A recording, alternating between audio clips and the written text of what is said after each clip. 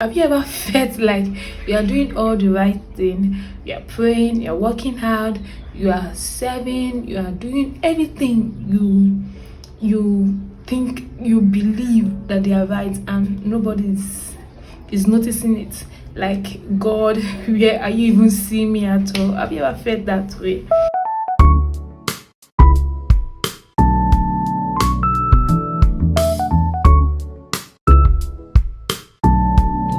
Sometimes it seems like everyone is shining, everybody's doing well, everybody's moving ahead in life while you're stuck in the shadows.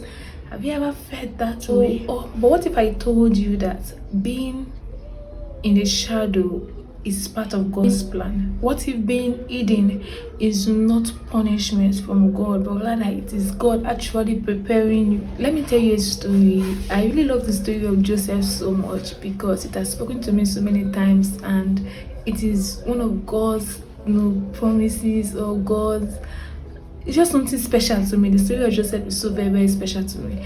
So I want to tell you a story. Joseph was a young boy that had big dreams, and he had one that he had a dream of him leading, yes, of him being a leader, making a difference. Instead of him stepping into greatness, do you know what next came? He was thrown into a pit. After then, he was sold into slavery. Didn't end there, he was in prison for something he didn't do. He stayed in the prison for some years, and probably you may be thinking God has forgotten him. No, God didn't forget Joseph. Everything was in God's plan. Everything was in God's package. Remember, Joseph initially was the beloved of his father, and he was just a boy, very soft, from a rich background and all that. But you see, all those things that Joseph went through actually prepared him for something greater, actually prepared him for something bigger. And if you look at Joseph's season, was actually his training season, was the time that God was training him in diverse ways. God was training, and yet, mind you, in everything that happens to Joseph never carried any grudge against his brother. So you know that God's hands was in his life. So he never carried any grudge, never carried any offense, and never carried anything in his mind against his family members. Everything that happened was Joseph's training, because there were times he cried, his pain, and whatsoever you might think that Joseph must have gone through. His prayers was God preparing his heart for the palace, God preparing him on how to lead, God giving him the right mind, God shaping him the life of Joseph. So he learned how to serve, he learned humility, he learned leadership, because believe me, it is not easy to lead. So it is not easy to lead, and Joseph learned leadership in those trying seasons. And when the time was right, God didn't just bring him out, he brought him out from the prison to the second in command in Egypt. From the prison, he became the second in command in Egypt. So God didn't forget Joseph.